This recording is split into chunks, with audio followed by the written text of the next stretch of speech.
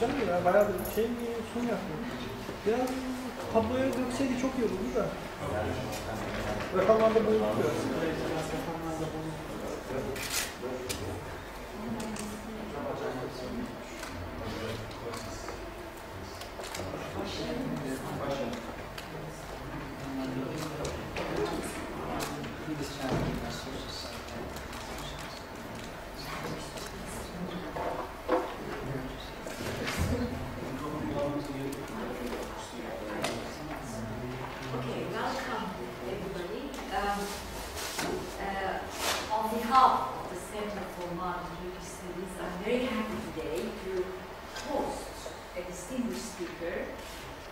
On an issue is extremely competent and knowledgeable. I'm referring to Professor Hasan Kösebalaban, who is a key member of our department, my department, which is Department of Political Science and International Relations. Just to give you a quick recap about his background, he's received his PhD from Utah University. He's published and taught internationally. His areas of interest are Turkish foreign policy, correct me if I'm wrong, Middle Eastern politics and politics of the larger Islamic world, and globally comparative politics. He is extremely knowledgeable about the region and he has great insights. I'm also happy today to start this discussion on a region which is in turmoil. It's high time that we start discussing the region. And because Professor Kösebalaban is just back from a academic trip to Israel, I think this talk will also enable us to distinguish facts from fables, facts from fiction, which is what is going on right now regarding the region. And he's going to share his personal notes, I hope, with us because they're very interesting about the region. And I leave the floor to Professor Kösebalaban. Thank you very much for this very nice introduction. I am a student of Middle East politics and the larger Islamic world. Rather than an expert or anybody who has a deep knowledge in this field, because the field is very wide and deep. One can only study a little bit of that, and then teach, of course, to our students and share their insight about this region. It's an important region, and this semester actually I'm teaching in Middle East politics class, and as I told my students, Middle East is important for several reasons. One is religious background of it. And the second is the geographic or geostrategic importance of the region. It is the key bridge between basically three continents, Africa and Asia, and Europe and Asia, if not the Europe and Africa, because you also can include North Africa as part of the Middle East, and that becomes a bridge between Europe and Africa. And the third reason is oil. And today I won't be talking about oil conflicts very much because this is a country or a region of the Middle East which is important not because of its oil conflicts but because of religious background of it and also geostrategic importance of it.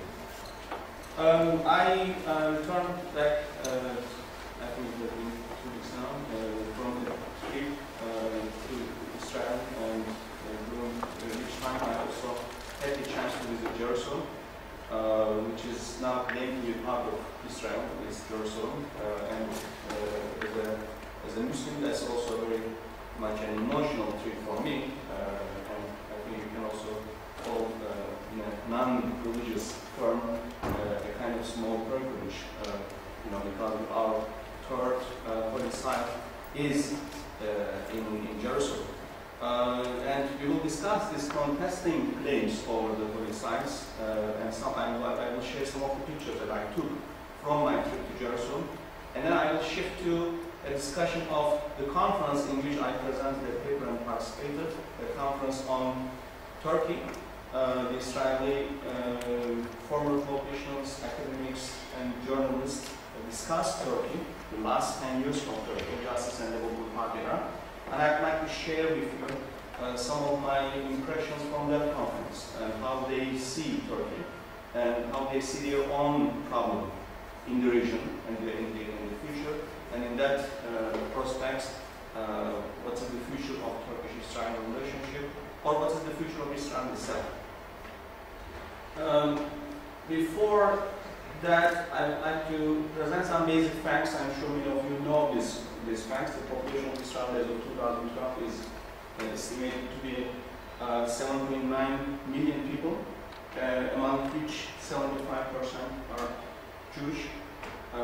These are, of course, the population within the 1967 borders of Israel, not including occupied territories. Some of the Israelis call occupied territories only the territories. If you go to the Israeli press, you will not find the term occupied territories only used by very liberal Israeli journalists as occupied.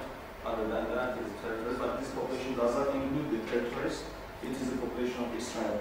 75% Jewish, 20.6% Arab, and 4% others, like Druze and others.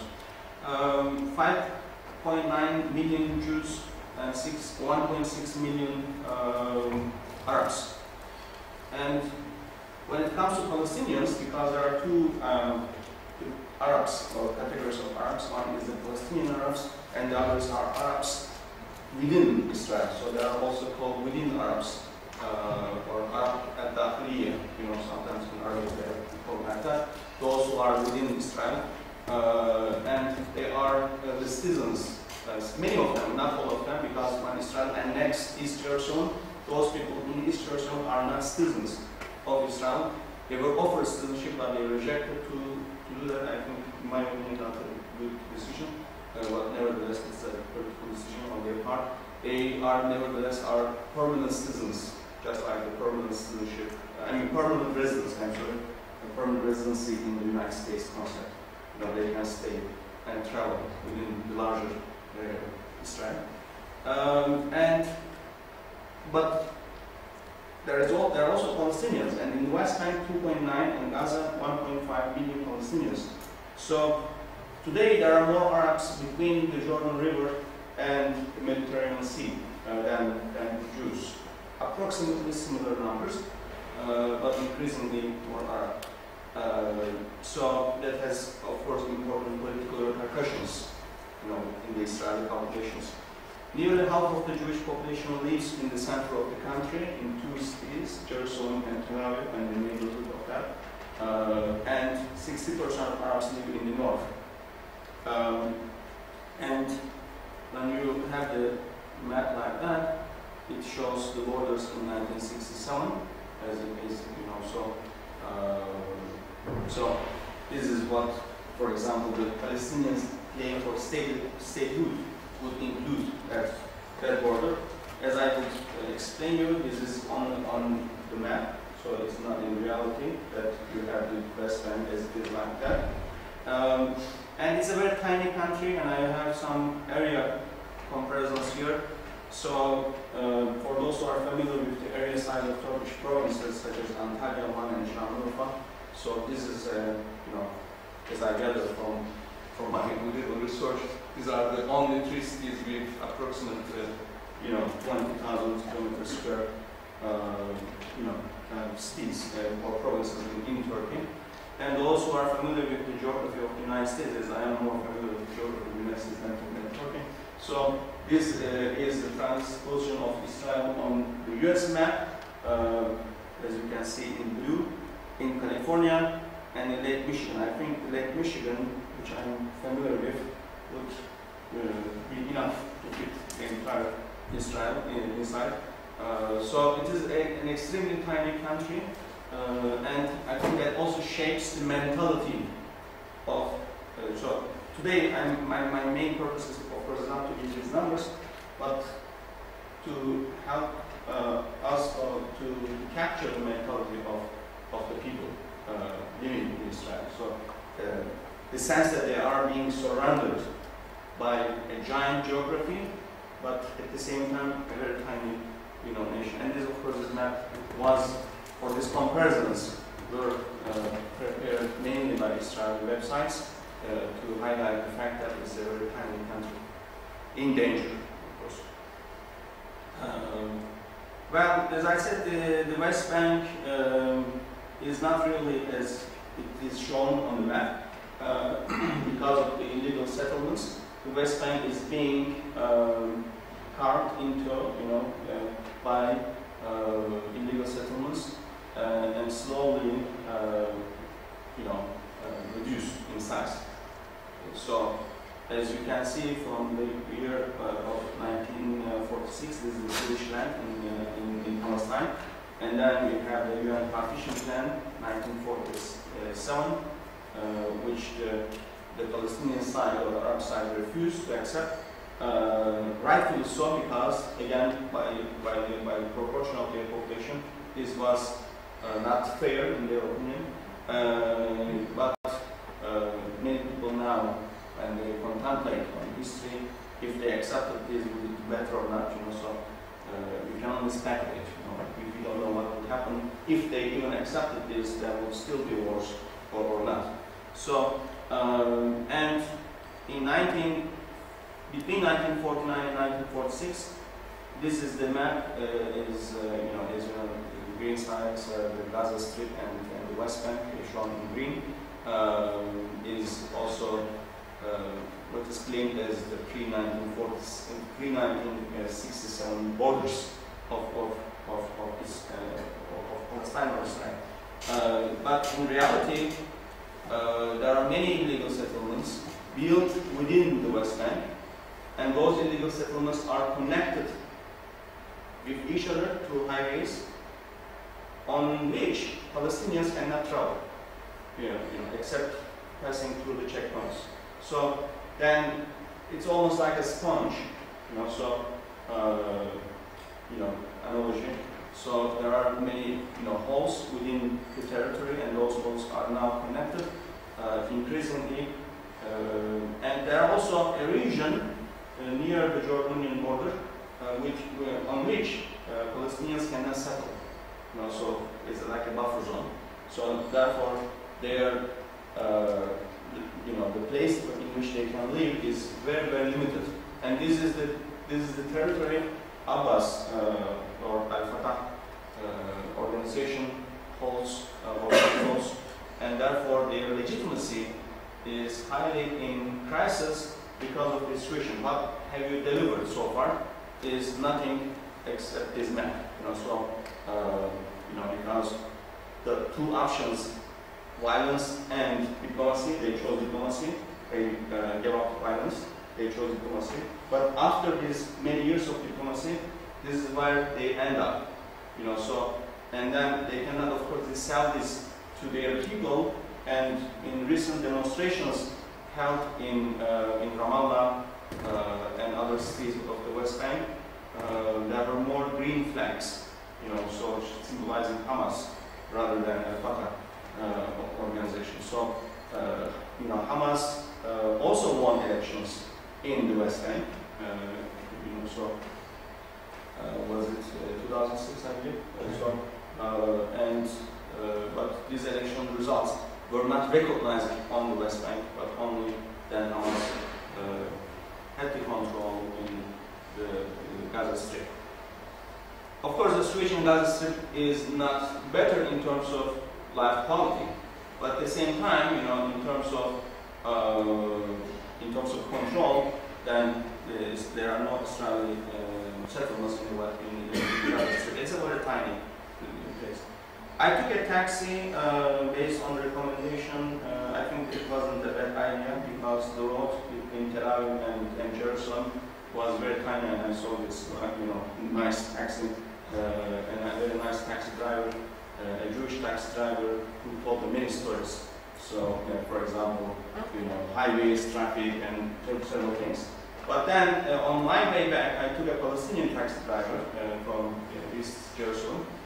Driving a similar, you know, Mercedes, and he told me entirely different stories, and I'd like to, you know, share his. So, you know, but if you want to know about real progress going on in that country, you know, in any country, then you have to take a taxi and then speak to taxi drivers. You know, they know more than the other people.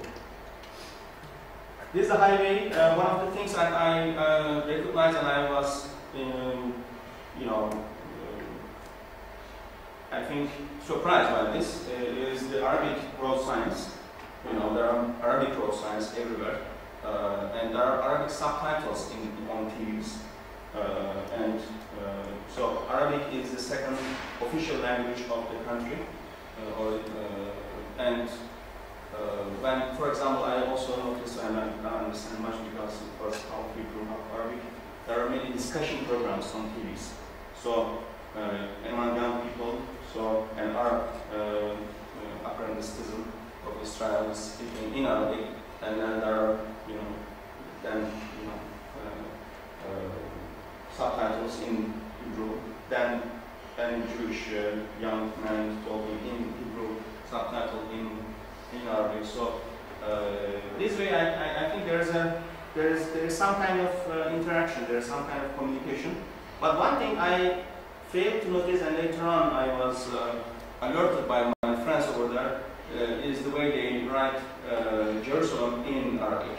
And I want to know, you know, perhaps some of you who are from this you know, linguistic background, they only put al-Quds within parentheses and Yerushalayim or something like that in Arabic letters. So there is almost a contest over the naming of the city. So they want to impose the Jewish name in Arabic, you know, so over the city, and then put al-Quds in parentheses. But then I also know that the classical name of the city was not necessarily Jerusalem or al-Quds. You know, Dar es-Salam was also used. I mean, linguistically, this is the same thing, perhaps. But then, as we have the same, you know, similar discussion in Turkey about the letters like W or X, you know, Kurdish language letters or something like that. This is an identity debate, identity issue over there too. What is the name of this city? You know, al-Quds or Yerushalayim or something like that.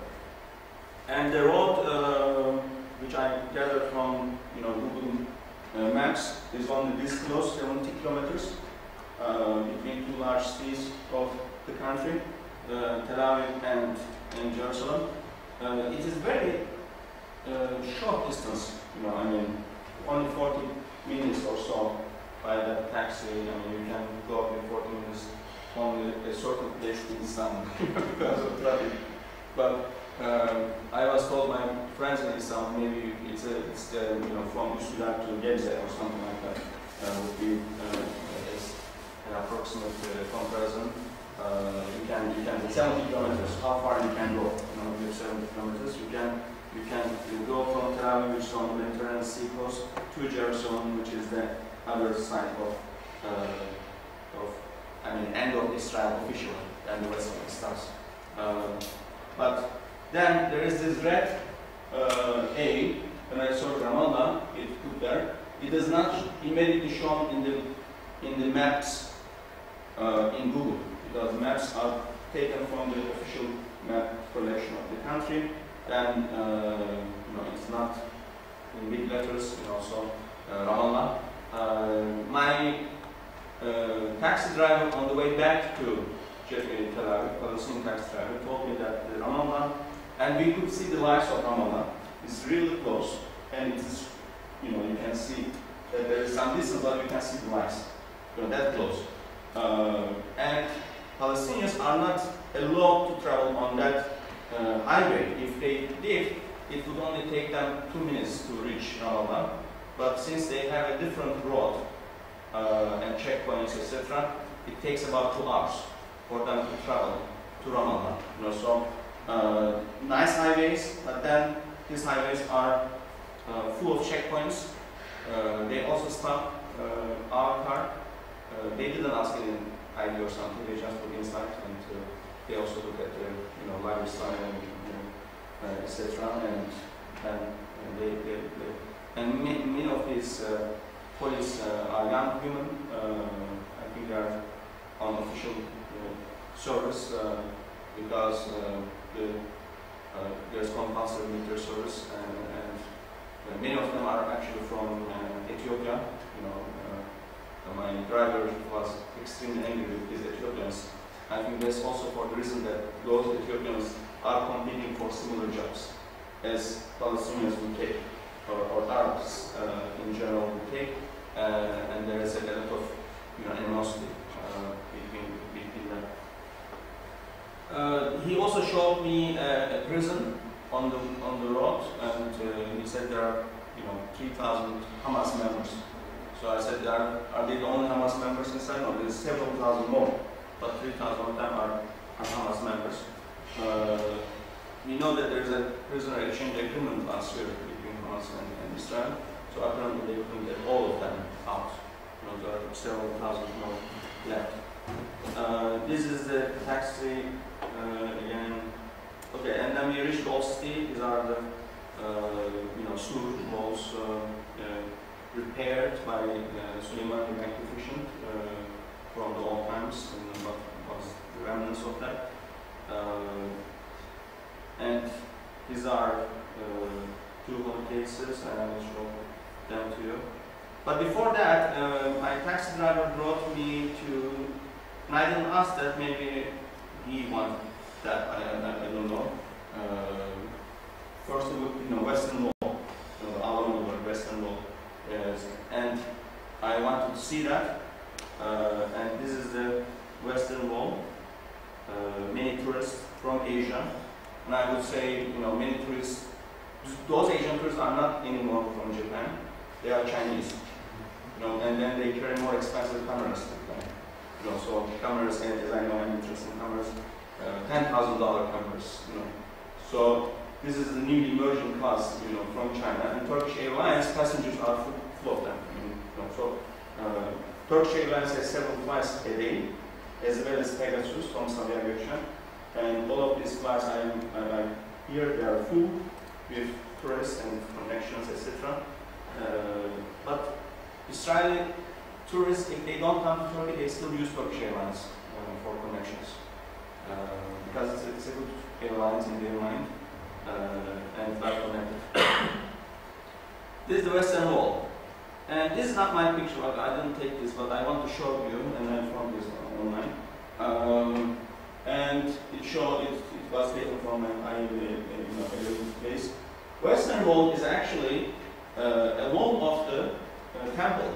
You know, the Jews believe it's a sacred temple, and then the place is called Mount Temple. It's only a wall of the temple. When I later asked my driver to bring me close to the Muslim sites, he kind of hesitated. I cannot enter there. I gathered, I still believe that might be the reason why, maybe security, or it's also because they don't allow non-Muslims enter, you know, the temple site, or what in Jewish term, or in our term is Haram Sharif area.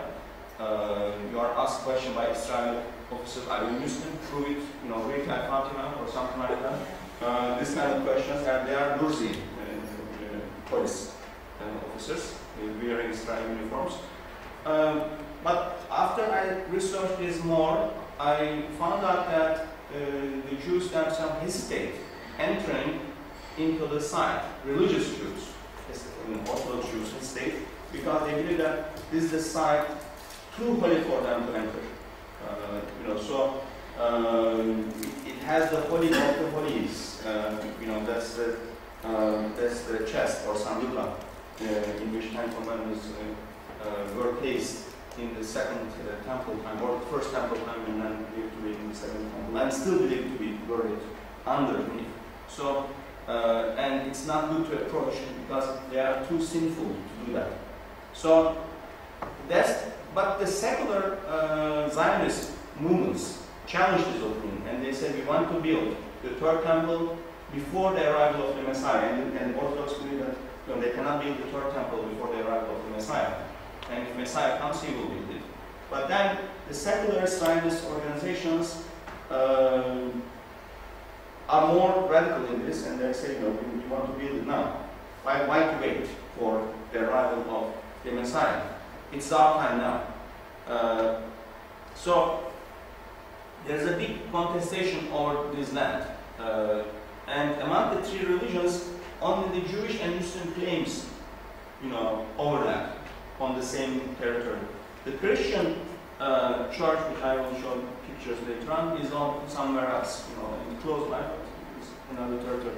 So this is a picture of the Temple Mount, and this is the second temple, and where the Kubbetu Sahra was located, or is located.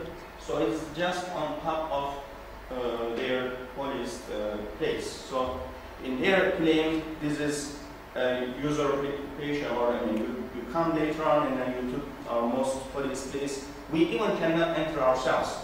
You as, non-Jewish people enter, and, so again, only with some, thinking on their side or empathy, you can understand. It's a really big claim, so big challenge, big contestation here between Judaism and Islam, which is not so much between Christianity and Islam, even though historical contestations were over, or crusades, etc., were over between Muslims and Christians. But the land itself does not, overlap. So, but only in the case of the Jewish and the Muslim claims it overlaps.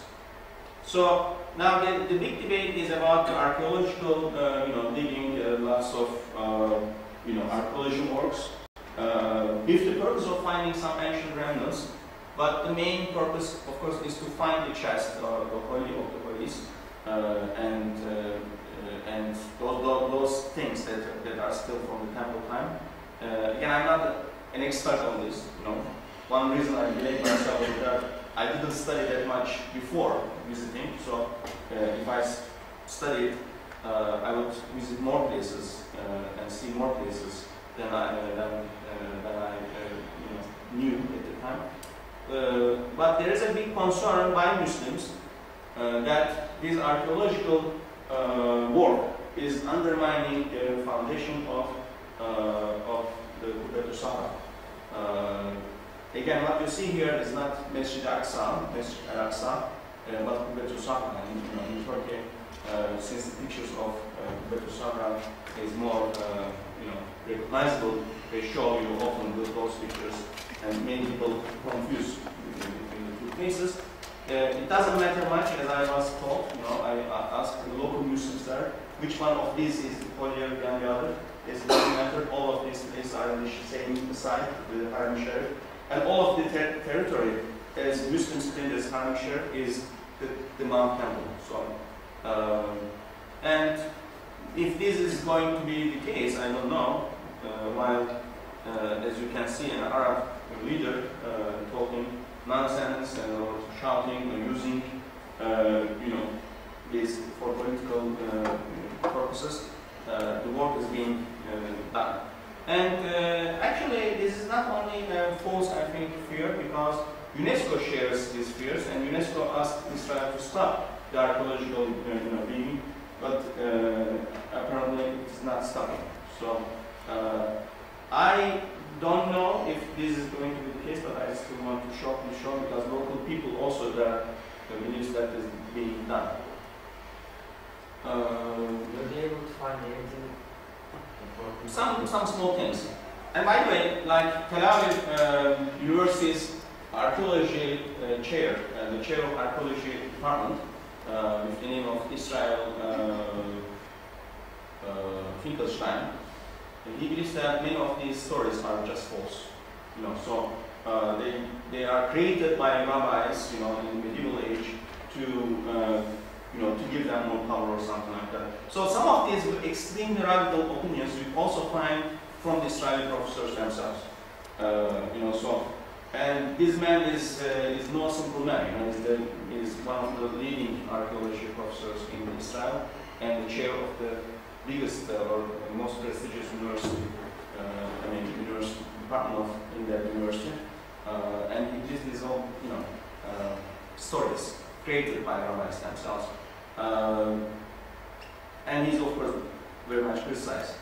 But if this is so or not, my purpose as a political scientist is not to, challenge religious opinions on religious stuff, but rather to show that, or try to understand the political significance of these stories. Stories themselves might be false, but it doesn't matter for us, So they are still important politically, and then we have this challenging or contesting claims over the same land. This is the Temple of Olives, Jebel Zeytun, Temple of Olives, where, as you can see, many olive trees, and Christian cemetery. It is very, very honorable, thing to be buried in the Temple of Olives for Christians as well as for Jews.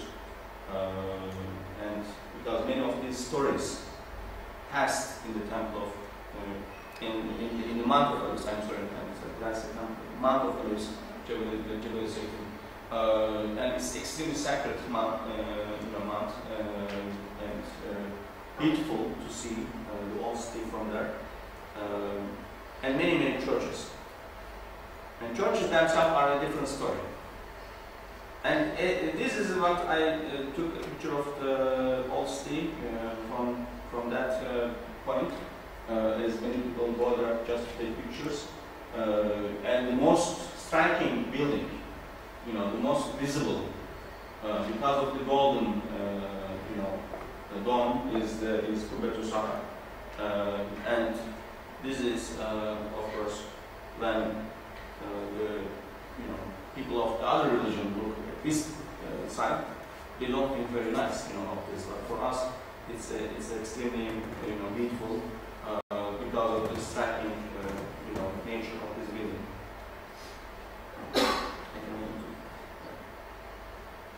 Some other pictures. And this is the old bazaar. I didn't take a picture of the gate. You come near a gate. The taxi driver left me in the gate. Our initial agreement was that he waits for 2 hours, and I said 2 hours is not enough job. I just sent him back to Tel Aviv. And then I spent many hours inside. This is the bazaar. When you stop, and we stop at the Damascus gate. So Babu Sham, Damascus gate is Babu Dimash. Damascus gate was built by Suleiman the Magnificent. And many of these things were built by Suleiman the Magnificent, since his name is now very much a political thing in Turkey today. So, and the street is also recognized as, and the street that in front of the Babu Dimash is recognized as Suleiman, street. How would you go about it? Yeah, something like that. And as you can see, people are Muslims and Arabs here, and most of them visit these Jerusalem and the old bazaars, and local people, together with tourists, are in that park. And this is actually the gate. Yeah, this is the Suleiman, the Damascus gate. From the riverside, actually, not from that place, but and find this street name here, Hanater Kula or something like that. And it says Ahlan wa Sahlan. What does it mean? Most probably it's from times of Ramadan.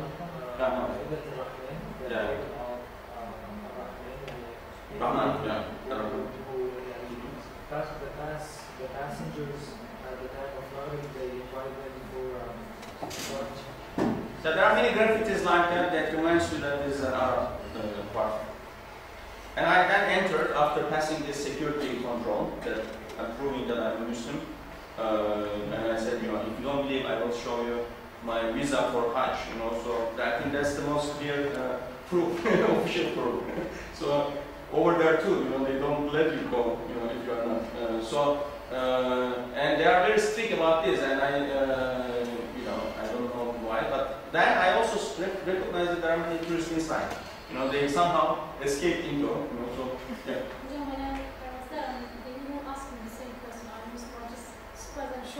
Yes, they didn't ask you. And this is Kubbetu Samra. And for Muslims, a Muslim claim in Jerusalem started first with the Qibla being directed to Jerusalem, and then the Miraj incident. And Miraj took place, in this place, according to Muslim belief. Yeah, many of these, of course, structures have meanings on their own. And one thing as well to be said about this, Chini, the tiles of Kubbetu Samra were also put there with the order of Suleimani acquisition, and those tiles are from Iznik. And in 1960s, there is a major repairing of the tiles with the help of several countries, and Jordan, and I think Jordanian King Hussein donated a lot of money, for the repair of the gold, and he sold a house of his own in London, one of his houses in London, to donate money for the gold, structure. This is the inside. Lots of tiles and marbles,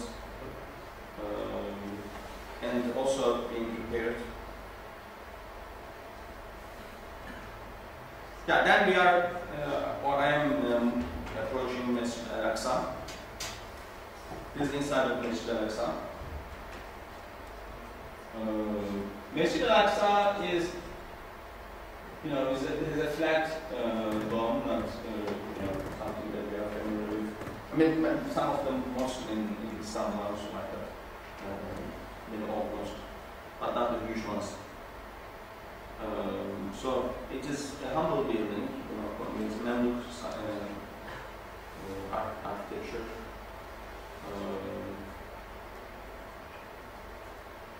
Built, I think, in the last time during the Fatimid era. Even though the building started before, but the last structure was done by the Fatimid. So I just want to share the pictures with you.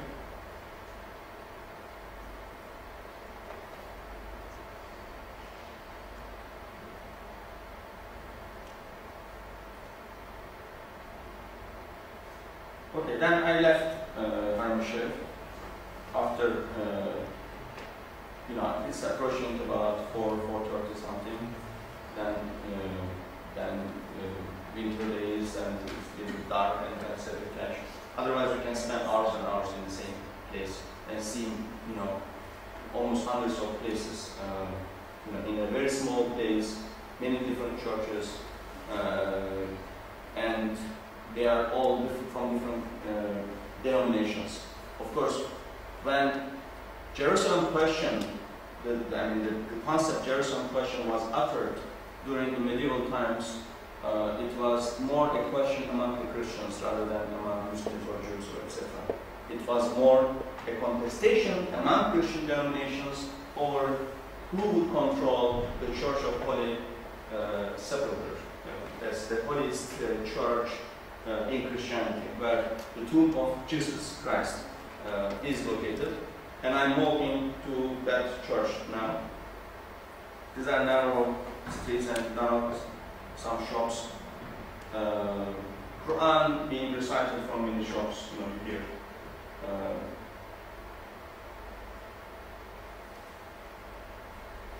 before the church, I saw a mosque called Umar Mosque, or in Turkish Hazreti Ömer Cami. That's the mosque built during the time of Umar. Just inside. It was on his visit to Jerusalem. To Jerusalem, yeah. Because he was on a visit to Jerusalem to get the keys of the city after the conquest. And the priest in the church offered him to pray in the church, but he refused as not to be a justification for getting the church and converting it to a Jannah later on, so we just prayed outside the church. And this is actually a very narrow and shallow building. Later on, heard that this is built by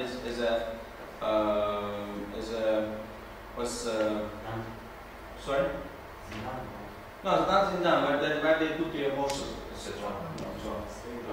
Sorry? Stable, or so. Therefore, it's very, very shallow in terms of structure. It's a nice building. Then this is the place where the Church of Holy Sepulchre. It's an astonishing place, and even I'm not a Christian, I was very emotional inside.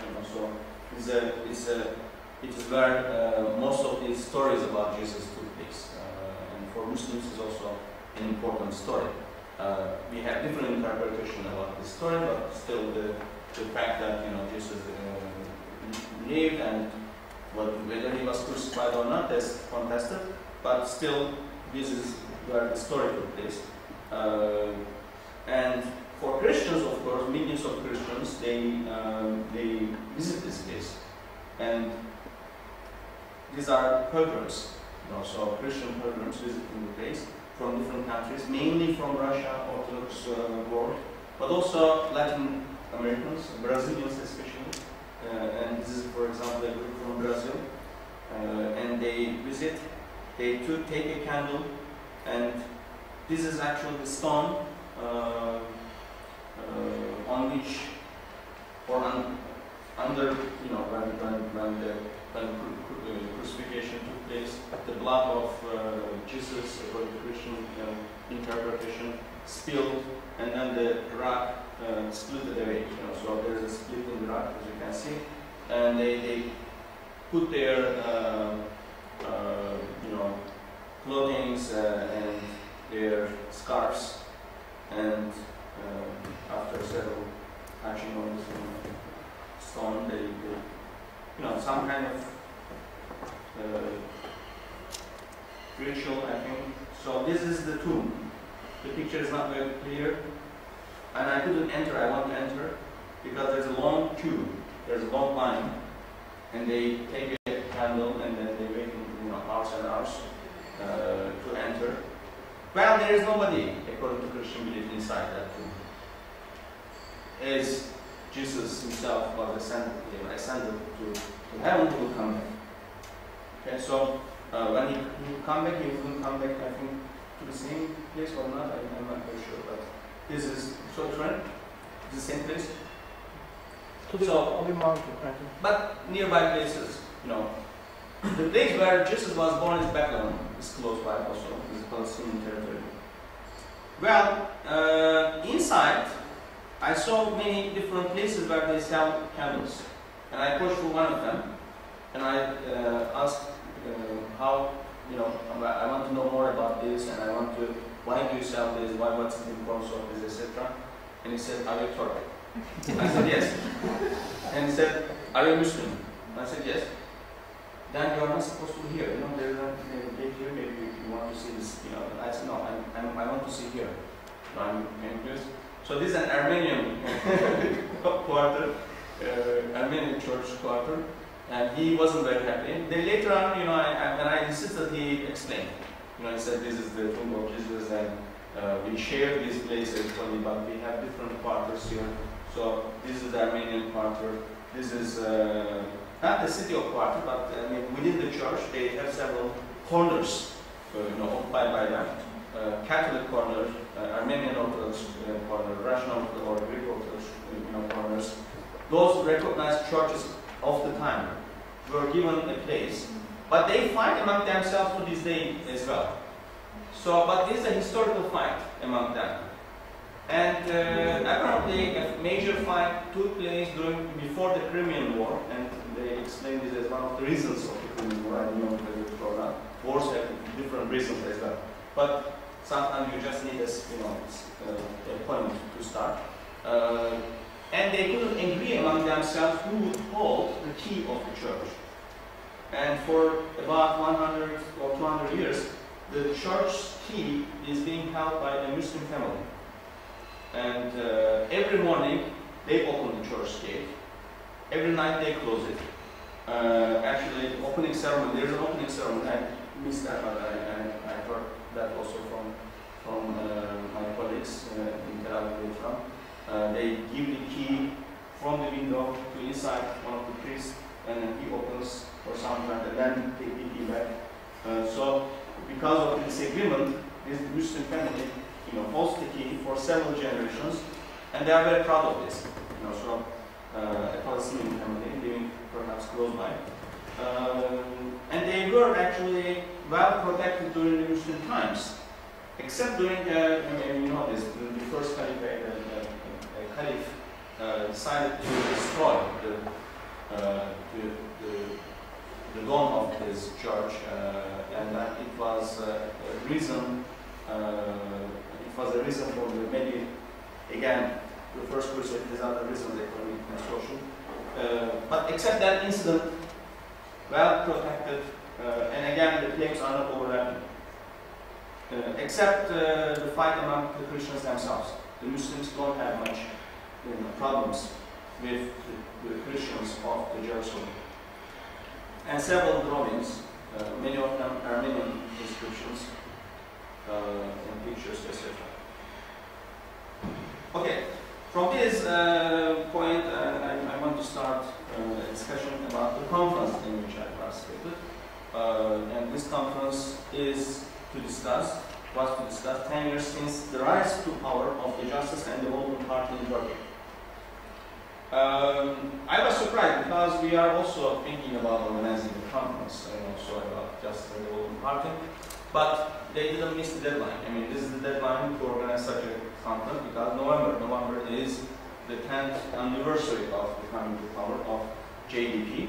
Let me use JDP to avoid any, so if you say AK Party, then you are pro. If you say AKP, you are anti. But if you say JDP, then this is just neutral. So JDP came to power in November of 2002, and it has been in power in Turkey since then. So, and major problems with Israel, or from their side, major problems with Turkey started following this incident. So, I think we are quite right to discuss this development.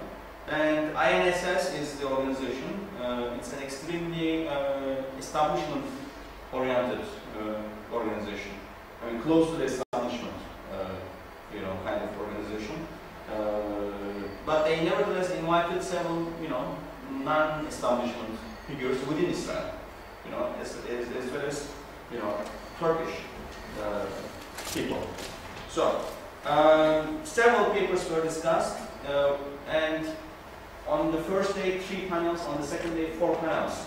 So altogether, 7 panels discussing major things about Turkey and foreign policy, social economic policies, the future, the Kurdish question, many other things that you can imagine were discussed during this conference.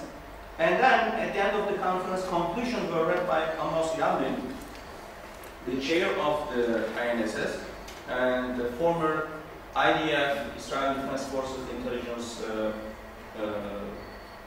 chair. Okay, so military intelligence chair.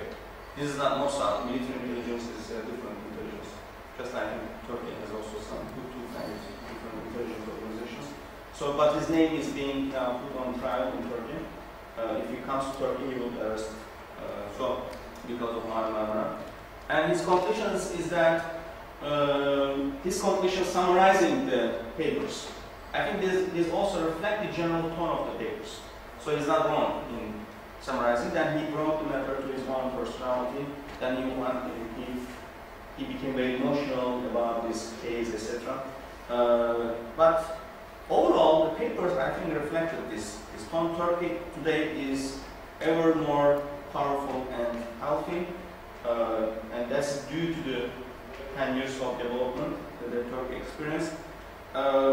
Its economy is in very good shape compared to its neighbors, and also compared to or despite the international financial crisis, Turkish economy is doing very well. Turkey today is an emerging regional superpower, and it is going to be dominant power, in this region. And it's led by a charismatic personality or leadership. But then, of course, there's only one leader in Turkey. Then they said it's important to analyze his personality more than the party. I think that's also an important point for us to analyze, that one man show is being played in Turkey rather than one party show.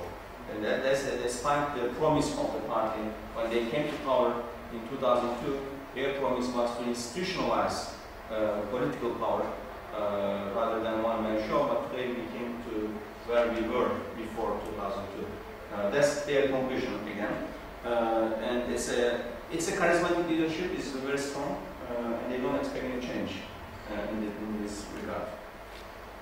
Relations are not expected, as in relations between Turkey and Israel, are not expected to return to normalcy even if Israel apologizes.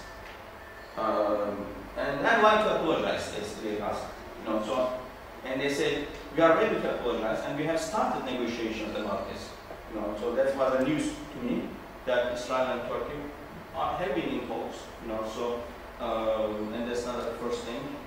Even despite Marmara, after that, there are talks being conducted, and the Turkish Foreign Minister acknowledged these talks. But Israeli side is very hesitant to apologize. And one reason was for them is that after we apologize, and this apology will not help the relations to return back to normal, then we will just stay, in the middle, having apologized. And apology is very much against the spirit of Israel, because Israel was established on apology. From of the West, the following the Holocaust and everything. So there's still, for example, why Germany today is what we know. There's still an apologetic stance, on the part of Germany, and what we know. There is no other explanation. And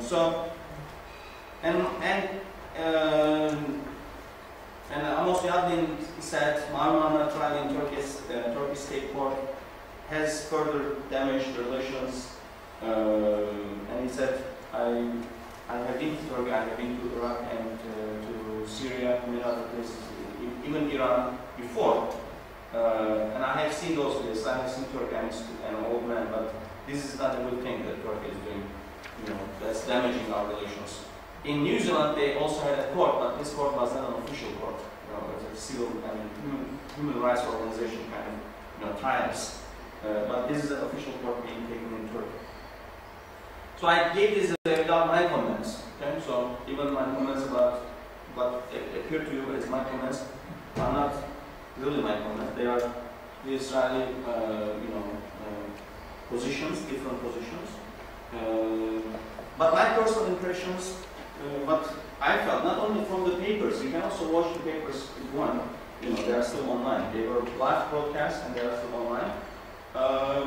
But also during the lunches, dinners, social gatherings, etc. We had many time, together. And I felt that they are deeply sorry to have lost Turkey. And so, as an ally.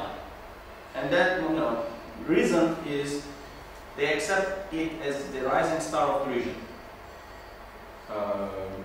Turkey is going to be the rising star of the region, it's the rising star of the region, and we don't have relations with it. And we are increasingly isolated. So it's a kind of deep, I think, feeling they are having. And by the way, the language of the papers, because I'm also used to hear lots of comments from the American, pro-Israeli circles. And usually the discourse from American pro-Israeli circles is very rough and impolite about Turkey, and also ideological. For example, Turkey and Israel are in crisis today because of the fundamentalist ideology of Erdogan. Sometimes they say Islamofascist Erdogan or something like that. But if you don't want to take it to an extreme, they will still say this is the religious ideology. And I have not heard much comments about that. Even from the basic pro-establishment circles. They say Turkey and Israel are in deep crisis today, and this is because Turkey is rising in power, and our region is much more important for Turkey than Israel. And to solve this, what can we do? There is something that Turkey demands us to do, so that Israel is not anymore a leverage for Turkey. And that's the Palestinian question. So they don't expect that relations will improve in the short run, as they are tied to the fate of the Palestinian question. And that's actually the paper read by Libni. Libni is part of this organization as well. And she said Turkish-Israeli relations are tied to the Israel-Palestinian question. And if we take steps in this question, then we are actually violating our own security, priorities. And that's we cannot do.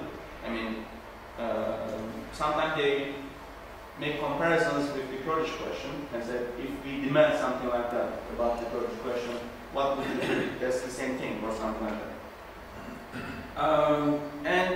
And therefore they cannot do anything about this. And those people, by the way, who believe that they cannot do anything are establishment-oriented people.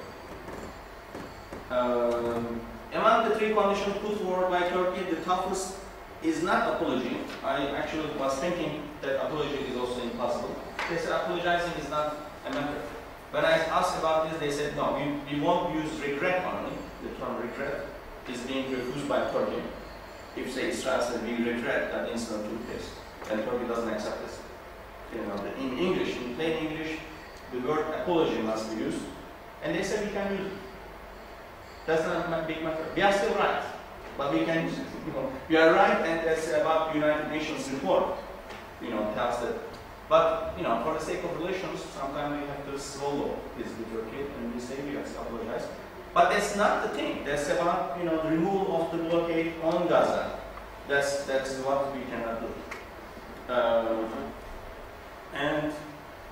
And they say the current ruling party in Turkey will be in power in the foreseeable future. And we are not expecting any big change about this. No viable alternative within or outside politics.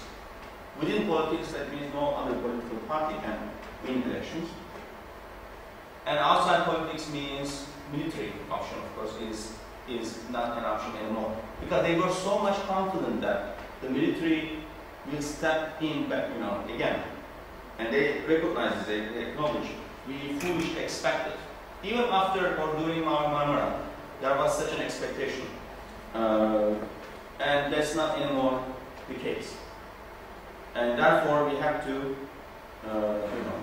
recognize this fact. And then we have to do, if we want to improve relations, then we have to do something about the Palestinian question.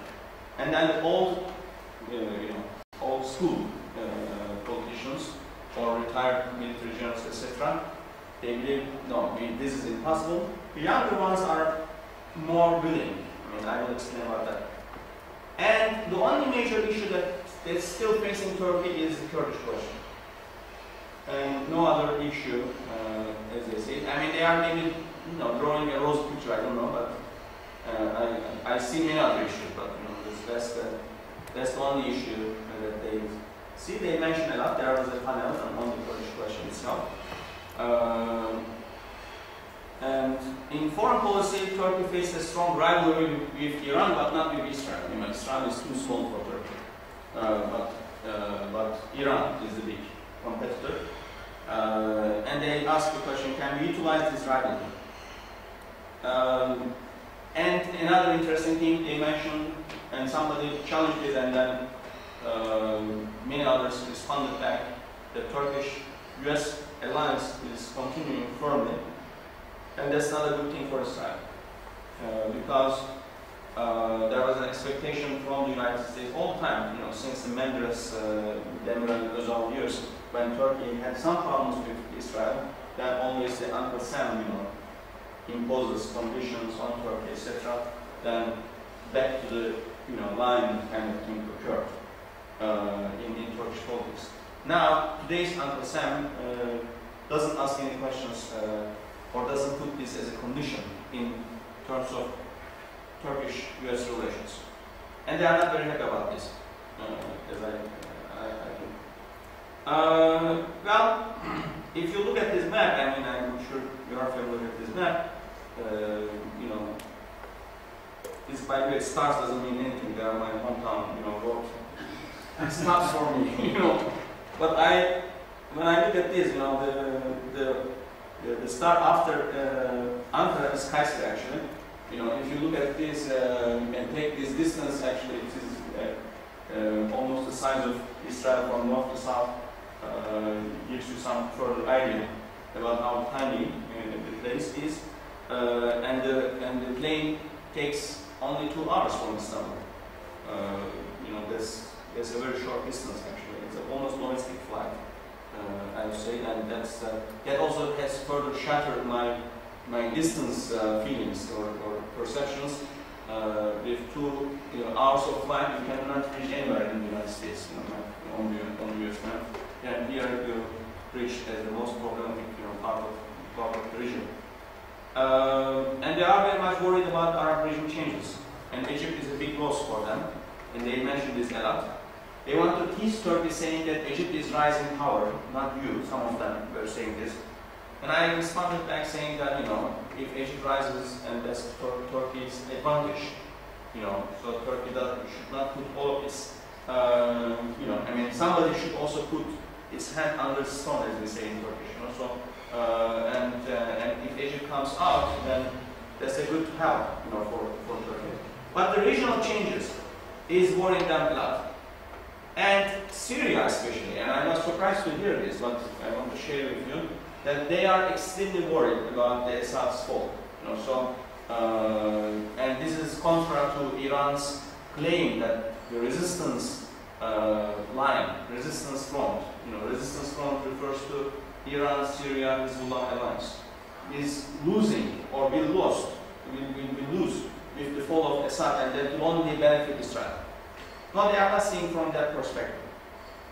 They said if Assad falls, and then Muslim Brotherhood regime will emerge in Syria, and they say this as an expectation, but I read this as a wishful expectation, wishful prediction, that the future Syria will be fragmented Syria. And when I look for a picture, how fragmented Syria can get, you can get this picture. Then 4 different types of Syria will emerge, and in the middle, a Sunni-dominated central Syria will emerge with no seashore. That means a landlocked, country, and seashore will be dominated by the Alawites, sector, the Kurdish and the Druze, sections will emerge as independent or autonomous. But when they mention as a prediction, again, it's only me who interprets this as a wishful prediction. They may be right, I don't know, but it will benefit their interest a lot. This way you can sense if Syria is not united after Assad, but rather fragmented. Well, another reason why they are worried about Syria is not about Syria itself, but about Jordan. Because they know that, I think that's very much the true expectation, that after Syria, the events will spill to Jordan. And that's a foregone conclusion. And while I was there, events such as this were taking place. And when Jordanians protested, they did protest before, but they were not using the protest, or they were not, framing the protest as a protest against the king, but rather a protest against corruption or something like that. But for the first time, king's name is being uttered as an enemy, you know, as a target of this protest. And this is extremely worrisome for Israelis. Big numbers, of protests came, and one of the things that they worried them very much is the number or the size of Palestinians who are in Jordan today. And they will have a heavy role in the future of Jordan. And they give this idea, that perhaps it would be better for the king himself if he gives citizenship to new refugees from Syria and from Iraq. As you know, because of the situation from Syria and Iraq, millions or thousands of people have migrated to or escaped into Jordan. And if they were made citizens, then that would balance the situation in terms of population. And I also find this as a kind of interesting, expectation. Perhaps the king will do that, because if they do, these new refugees, first of all, they will be very loyal to the king, because they will be very thankful to him. And the second thing, they will be removed from, even though they are Arabs and Muslims, they will be removed, to the Palestinian question. And even though we are all concerned about the Palestinian question, there are degrees of being concerned about the Palestinian question. You can never be concerned about the Palestinian question if you are not a Palestinian yourself. It's a different thing if you are from Egypt and from Damascus, or from Jerusalem, to be concerned. There are degrees. And they say, these people will not be concerned about the Palestinian issue as much as the Palestinians themselves, so therefore it will be better for them to stay in Jordan rather than go. And I think that will also serve their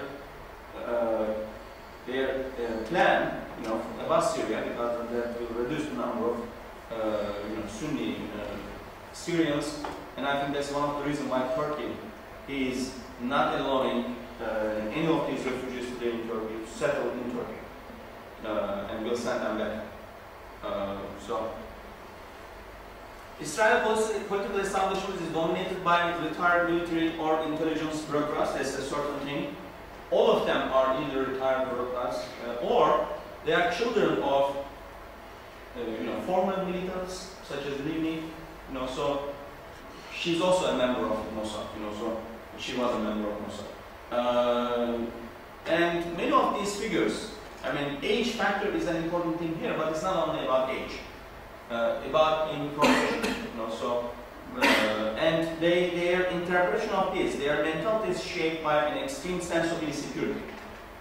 We are in danger, and they feed this sense of insecurity to the larger, country, and 80% of the Jewish people vote for right-wing political parties, whose interpretation is shaped by this culture of insecurity.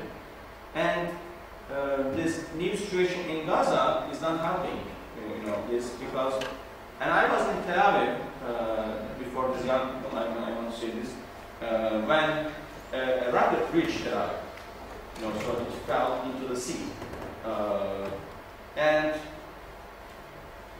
sirens, were all over the place. And in the hotel, we were asked to go to the basement. So very small, tiny, because it also shows that they are not prepared in Tel Aviv for such a thing. And you could see from their eyes the hotel managers and other people working in citizens of Israel very much worse, very, very fearful. And there were some Chinese tourists taking their picture, but unfortunately, I didn't take my camera, with them. So, what do you feel or something like that? They are very, very worried. And this is the first thing. And I think the scale of this fear is increasing when Gaza or Hamas in Gaza is much more capable of throwing, sending missiles that can go at rockets. Very primitive rockets, of course, not guided. But the fact that they can reach Tel Aviv, which is a centrally located place in Israel, is itself changing the paradigm, the parameters of this this conflict. And they are going to stay in power because the political center of Israeli politics is heavily towards the right of the right. You know, so not even center right, no, right of the right. But then I also met with many young people, you know, young intellectuals, PhD students, MA students, who are extremely angry with this, you know, old generation. They say whatever they are saying is not true. You know, I mean, because we can never win anymore against Palestinians. It's all like we are very powerful, but we cannot win this war. We have to sit with them and, you know, talk. And they say Israel lost Turkey due to its own mistakes and its own inability to interpret socio-economic transformation of the country. And there was a presentation, especially by a journalist, a TV journalist, saying that Israelis knew about Turkey. And by the way, including my taxi driver, I have not seen any Israeli who have not been to Turkey. You know, so, but the only place they have come to is Antalya. You know, so because it's cheap beach, and I said you have beach here. Why do you want to come to Antalya? You know, Turkey offers you many cultural sites, as the Japanese tourists or even the Chinese tourists are now, you know, come to Istanbul or something, you know, learn about these places. And there are, you know, including in this city, we have a very historical Jewish cemetery, very close by. You know, they are not interested in any of these things. They are extremely secularist minded also, you know, I mean, not that they are all, you know, sleeping with history and religion, etc. You know, so, but at the same time, they are interested in seas, you know, I mean, staying in expensive hotels, because Tel Aviv is extremely expensive city. So, and as I said, the flight is cheap, you know, so in short distance they come. But when they come, they don't study the country. They don't go into the deep country. You know, they miss the transformation of the country. And not only that, they also don't understand a changing region. This region is changing. You know, so Arab world is not the Arab world as before. You know, Hüsnü Mübarek is no more in power. So Arab world is changing. Assad will not be in power. So your whole security paradigm is not anymore applicable. You know, Hamas is much more powerful since 2008, and Hezbollah is much more powerful since 2006. And you are, you know, sandwiched in between. You know, you can only escape into Tel Aviv, but now even Hamas rockets can reach Tel Aviv. You know, Hezbollah's missiles will certainly reach Tel Aviv. So there is no escape. And of course, the old generation is using this for more political gains and to stay in power. While the younger generation is more critical, and they say the world is also changing. The United States is withdrawing from the region. Obama's most important trip was not to Israel. You know, he has not visited Israel. His most important trip was to Myanmar. You know, as he was in Myanmar a few days ago, and opening the country basically to the United States. As Vietnam was opened by Bush, you know, Myanmar is now being investigated. By the way, I don't understand when a Turkish foreign minister visited Myanmar, the opposition in Turkey criticized this as a nonsense trip. You know, what are you doing in that country? That country is extremely important, you know, in Southeast Asia. And Americans understand this, and there are more important places than the Middle East in the world today, and they are investigating and they are touring. And he was also visited Myanmar together with Secretary of State Hillary Clinton, and even before he established his own cabinet, he is touring to Asia. Asia is being overtaking the world, as I try to, you know, jokingly explain to the Chinese tourists. You know, they are the real world today. And by the way, when you enter into the airport and walk, there's a giant airport, and then there's a sign says, you know, Ben Gurion Airport, the pride of Israel. I think that's a very old sign, and that's very foolish to say it's the pride of Israel, because the airport is not anymore astonishing. There are more astonishing airports today in the world, and all of them are located in Asia. So the world is changing to Asia, and you can also see in this Tel Aviv with the size of Samsung, with Kias and Hyundais, etc., dominating the economy of Israel. Is not an economy of America anymore, but Asian economy. So that means those Asians have nothing to do with the Middle East. Nothing. I mean, they have no stories to share about Jerusalem. When they visit Jerusalem, they are not as emotional as I was in Jerusalem. So they are removed from the incident. They are removed from the past and ancient stories, and they are not anymore interested in supporting Israel for the sake of nothing.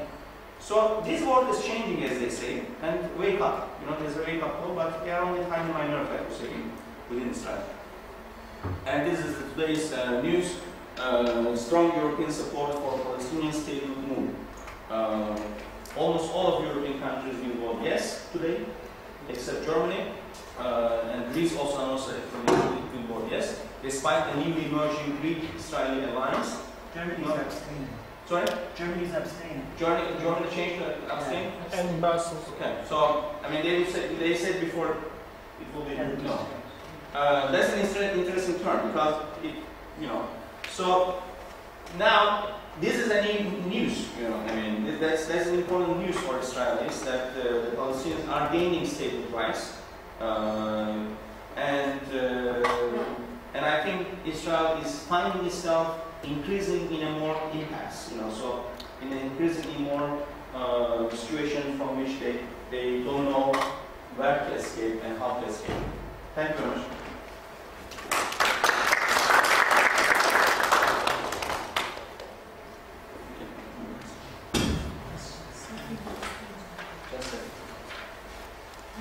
Can we manage the question and answer traffic? Okay. Just short and with a question mark. I just have. I know you are teased every time before. I have one important comment and one question.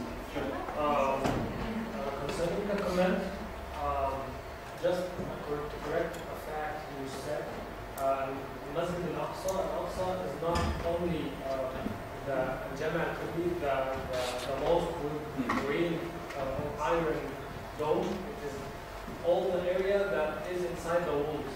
So I know. There is a dispute about this, how to name the place. Well, it's not a dispute among Muslims. Yeah. The Masjid al-Aqsa is the whole place. Okay, this is number one. Second, my question is concerning one of the concepts you have used. Why did you use the concept of violence? You addressed the duality of negotiations and violence. Does it? Is this a proper labeling concept to be used? Is it violence or resistance? Is it the right of the Palestinians to resist, or is it violence that is unjustified? Yeah, I was referring to PLO and Fatah particularly when they were using violence. I mean, as a matter of fact, 1972 Olympic, Israeli athletes killing, etc. But they abandoned this, and then they chose the road of peace, and then Yasser Arafat got the Nobel Peace Prize, etc. So there is a clear change of route, but despite the change of route, where to, how far they can reach. I was basically saying. But surprisingly, what brought Israel to its knees and imposed a new view of deference on Israel was that stupid rockets. No, I didn't also call them stupid. My use of the term violence is very neutral. Yeah, it's very neutral. So don't take me wrong. When I say violence is not necessarily morally wrong. Okay? Violence can be morally right or morally wrong. It's a neutral term. If I use the term terrorism, then you are right to respond back. But violence is violence. Throwing a rocket to Israel is violence. Whether it's morally right or wrong, is violence.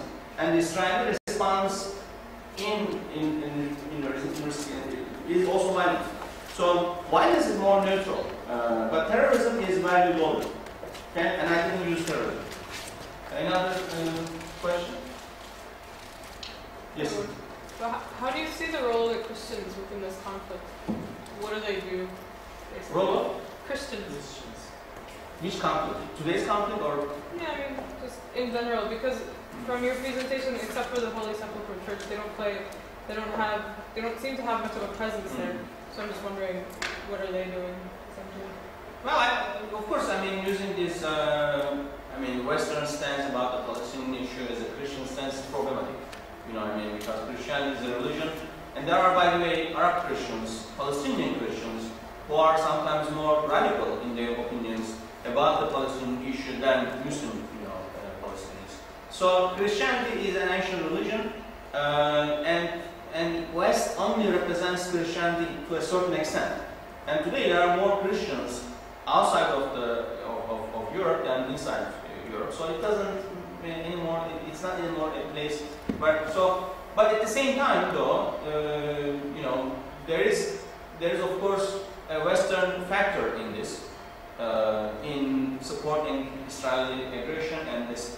I mean, this honest and very humble bid for non-member status in the United Nations. You know, I mean, what can you expect? I mean, Obama promised statehood to them. Bush, George W. Bush was the first president who promised statehood, support for statehood, and the United States is not supporting statehood. Is that Christianity here? I don't think so. But at the same time, when I was asked a question in that meeting in Tel Aviv, to what extent Islam shapes the foreign policy of the Justice and Development Party, I said it shapes only to a certain extent. But if there was another party in power today, Islam would also shape foreign policy of Turkey. At the same time, I think, just like that, United States foreign policy is being shaped by the public opinion of the United States to a certain extent, only to a certain extent. And that public opinion is predominantly Christian. And that's a fact. I mean, there is a Bible Belt, and their interpretation of what's going on in the Middle East, through an evangelical interpretation, is that for the return of Jesus Christ, you need to have all these Jews around the world return back to Jerusalem, is politically very important fact. But again, we shouldn't, I think, use the term Christianity per se, to refer to that fact. Those changes, in Turkey and Arab Spring, it's open. Israel is losing its neighbors. We not to think about that how this affects Israel's future foreign policy. In case it's based on insecurity, how do you see that? Can you rephrase a little bit? No. I mean, what do you think about Israel's future foreign policy? Yeah, I mean, this is being debated among them. Israel's future. The old generation pro-establishment or members of the establishment, they believe that they have the power to defend Israel. I mean, they have also the backing of West to defend Israel. And they have 200 plus, nuclear missiles to defend Israel. They can postpone the solving of the Palestinian question forever, and they have the power to do so. Sheer power. I mean, naked power. So that means without concern for humanity, human rights, etc. But at the same time, they are also, one thing that I forgot to mention is the increasing number of citizen Arabs within Israel is also a fact. Today there are 20% citizen Arabs, but their number is expected to increase because of the birth rate differences. And within 2, 3, 4 decades, they will, reach to a sizable, if not majority, sizable minority, and then that will affect the calculations. So, what to do with them? I mean, deport them by force to the other side of the Jordan River. They are also interested in taking West Bank. So, I think it was Carter who said, Israel can have to choose between, an apartheid regime and two-state solution. You know, it cannot remain as a democratic state, you know, and then at the same time occupy, you know, territories. But one other thing to remember is the increasing number of these, you know, Arab citizens. Other questions? I mean, I can't help listening to you without thinking about the Kurdish question in Turkey in terms of creating more or less the same effects: a security-centered public culture, security-centered ideology, security-centered political parties. So it seems as if, you know, these two questions, they do create corrosive effects in internal politics in terms of this insecurity. Once you emphasize security, the consequence is actually insecurity. Yeah. What are your observations? I mean, you went there, you walked in the streets, you talked to all these academics pro and against the establishment. What are the parallelisms between Turkish academic life or intellectual life regarding security of the government and Israeli life? Let's say, what are parallelisms that struck you as being important? Yeah, by the way, Israel and us are very much fond of comparisons between the Palestinian question and the Kurdish question. But honestly, I think on certain grounds, in terms of dealing with the cultural plurality of the country, there were moments that I was astonished. You know, I mean, like you know, Arabic as the official language, and putting, you know, road signs in Arabic and TV subtitles in Arabic. But then I recognize that they can bring us if we implement similar things in Turkey. And then, you know, and I was always thinking about this question. And they also claim that they, you know, Turks can learn from us about how we deal with this issue. And at the end of the day, my conclusion was that no, Arabs in Israel are still second, you know, class citizens, despite cultural rights that they gain. One major thing, of course, is the right to return to Israel. Is given to Jews, but not to Arabs. And then there are many political constraints about their political rights, etc. They are not integrated into society, and intermarriage rate is extremely low, and there are only, you know, several cases they mentioned, and there is an extreme anger, and they have to leave Israel. And many of these Jews in Israel, by the way, are dual citizens. You know, they are citizens of another country, so it's possible for them to leave, you know, and then return back to where they came. But at the same time, the Palestinian question itself is totally incomparable. I mean, for God's sake, we don't have any checkpoints. I mean, as I saw in Turkey, of course, several things happen. You know, I mean, security problems are still there, but I still think too much as a Turk still. You know, I need to Turk a little bit to think and emphasize more. But at the same time, how can we compare a country in which, among my close relatives, I have several Kurdish, you know, relatives, I mean, who are married to my relatives who are Turkish, and either male or female, and we are very much integrated, as I can see, you know, I mean, in Turkish society. And that's not the case in Israel because of the religious difference, because of the sectarian difference. That's also not the case in Iran, for example. That the Kurds in Turkey are much more strongly integrated into the society than the case in other countries. And again, I mean, I may be wrong about this, but several things I think we can still learn, you know, and apply about the cultural rights, even though they don't use a set, you know, different script, because road signs in this different script would make sense. But the change of, for example, forceful change of city names, return of these city names. And I was astonished, you know, cities were not even, I mean, the names of those cities were not changed only in 1930s. As recent as the 1990s, we still had the name, change of cities or towns or villages in Turkey. They should return back to their original names. That's not something that we can, I think, beat. But at the same time, let's be honest about ourselves. This is a different case, totally different case, and not to be compared. But I think, one thing, if I want to give you their emphasis, because there was a recognition that that question was asked to a former security person. Israel supports, the Northern Iraqi Authority and gives support, military support to Northern Iraqi Authority. Can we expect Israel to give support to PKK?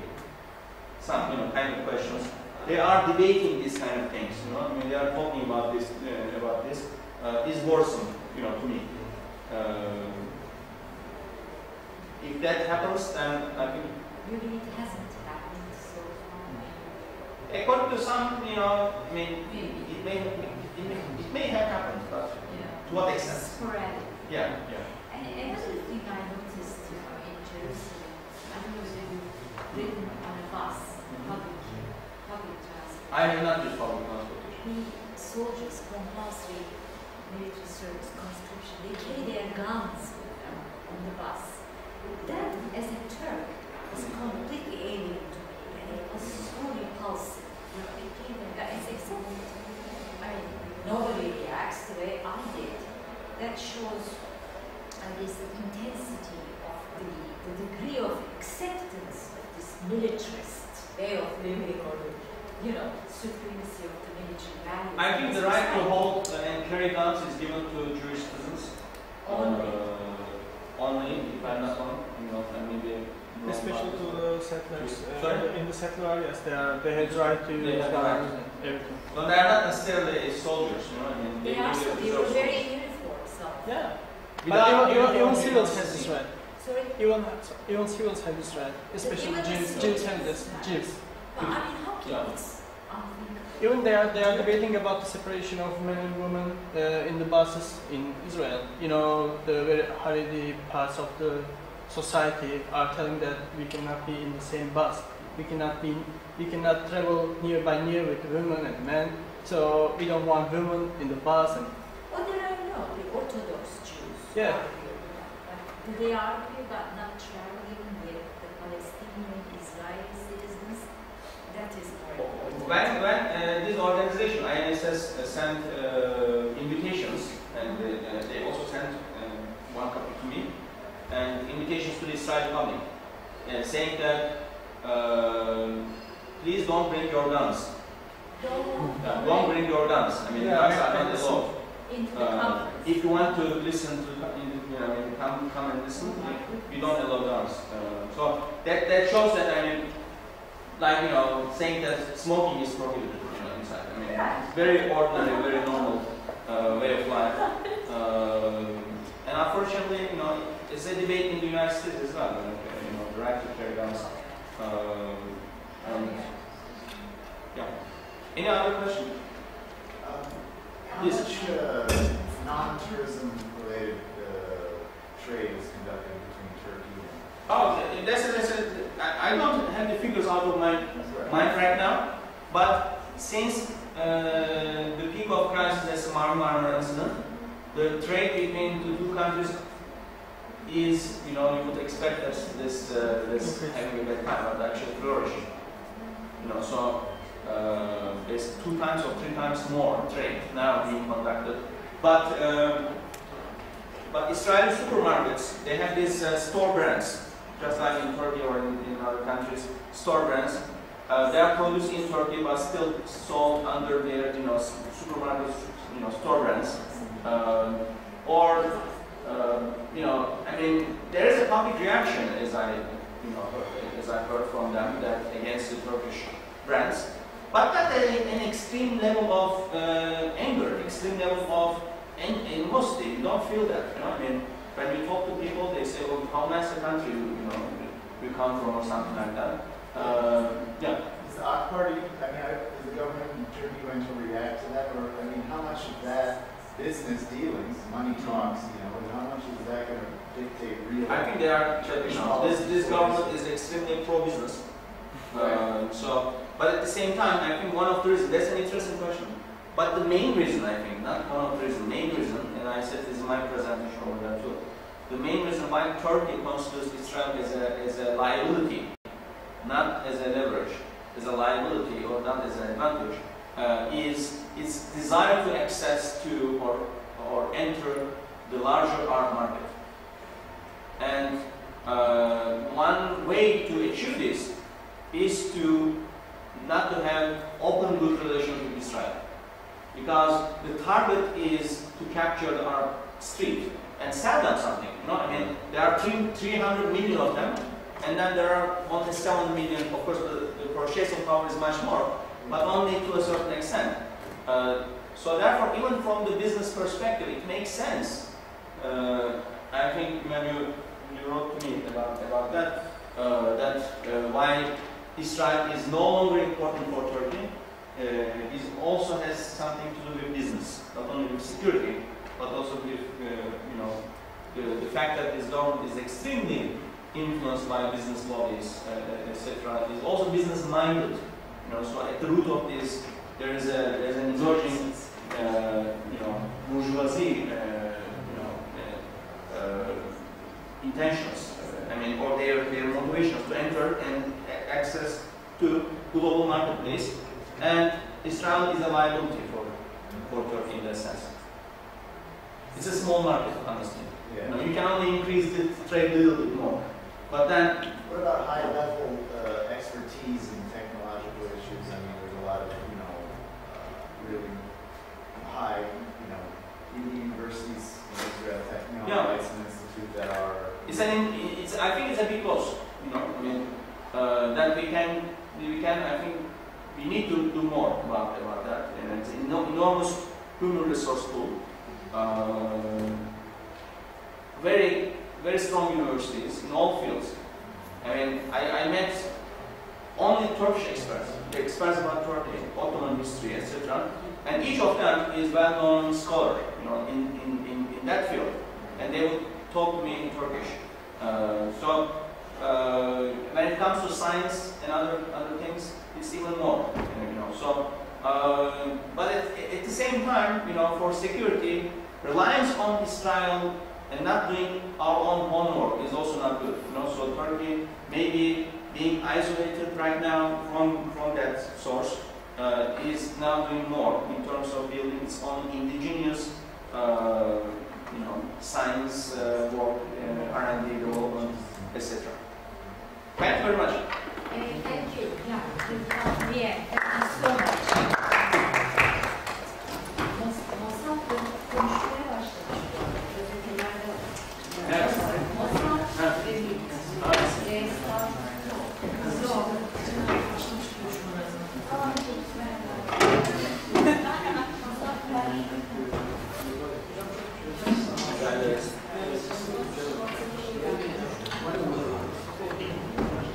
Onları dinleyebiliyorsunuz. İnternette var. INSS Turkey konferansına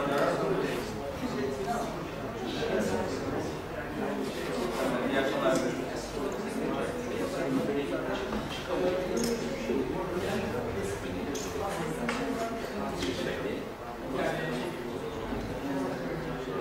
İddiaçılar.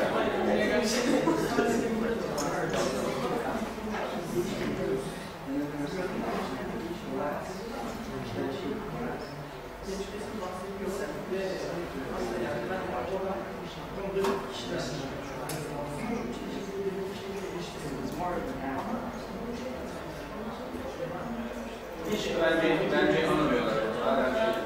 Bir de siyaseten çıkardılar onu bence. Gençler sınıf naifsin.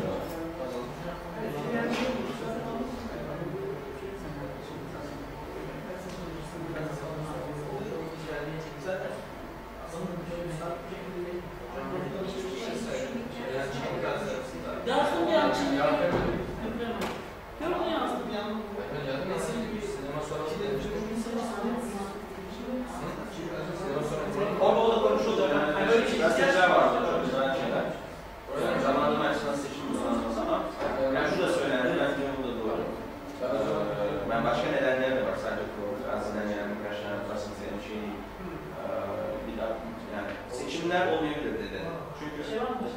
oranı çok düşük. Mesela İhtiyacı yok. yarın buradayım. Yani Libanon'da Fena halde güçlü yani. let's go to Netanyahu'da gazından çok farklı. Yani onu gene tutabilir. İhtiyacı olmadılar yine koalisyonu aldı. Ama şey hocam, Libanon'un aslında koalisyon tuttuğu, Netanyahu'ya ilgili tuttuğu söyleniyor. Çünkü gerçekten hani İsrail belki yani Netanyahu'dan çok farklı olan değil. Hayır, öyle şey. yani Libanon'un Onu kullanıyorlar bu dönemde şeye girmek için. Ben çıkıyorum. Var mı isteğiniz? Teşekkürler. Görüşürüz. Ben size yarın vereyim filminize. Ne? Filmi. Ben ilgili şey. Ofisinde geldi şimdi ama Tamam. çıkacağım hemen. Şimdi lazım. Bence esasında Obama'nın İsrail-Filistin mevzunda etmesini önünü almak yani elini zorlaştırmak için Gazze krizini şey yaptı. Ama beklemediği bir şeyle karşılaştı. Direniş değil. Şimdi Gazze'den direniş var. Bölgenin değişiminin daha fazla farkında. Yani Gazze'ye 2 tane bir başbakan, İsrail'in en önemli verdiği ülke Mısır. Başbakan gitti, Tunus'un Dışişleri Bakanı gitti. Türkiye Dışişleri Bakanı beraberinde Arap şeyinde yani 2008'de şey olduğunda hiç kimse gitmemişti. Ve mübarek şeylerin sınırlarının iyi bir şey kapatmıştı. Şimdi öbür taraftan yani Amerika'dan şey bekliyorum lazım tabii. Hiçbir zaman açıktan böyle yani İsrail zaten Amerika'da açık etti zaten şeyin savunma şeyde onun söyleyeceğini söyledi. Ya onu diyeceğim. Yani o safta aslında aldatıcı da olabiliyor. Yani İsrail'de olmayı sevmemelerine bağırmak Amerika'nın sessiz kalması. Yani sessiz ama derinden desteklemesi. Amerika bunu öğrendi yani. Burada tamam bir şeyler değişiyor demeyi öğrendi. Tabii. Ama müsaade etmiyor tabii. İsrail ya da İsrail'in çünkü Amerika'da bir de kongre faktörü var. Kongrede hala lobi çok etkili. Yani bireysel kongre üyeleri lobinin desteğiyle seçiliyorlar ve hayat boyu seçildikleri için yani şey bir dönem falan sınırlı ölçüyor.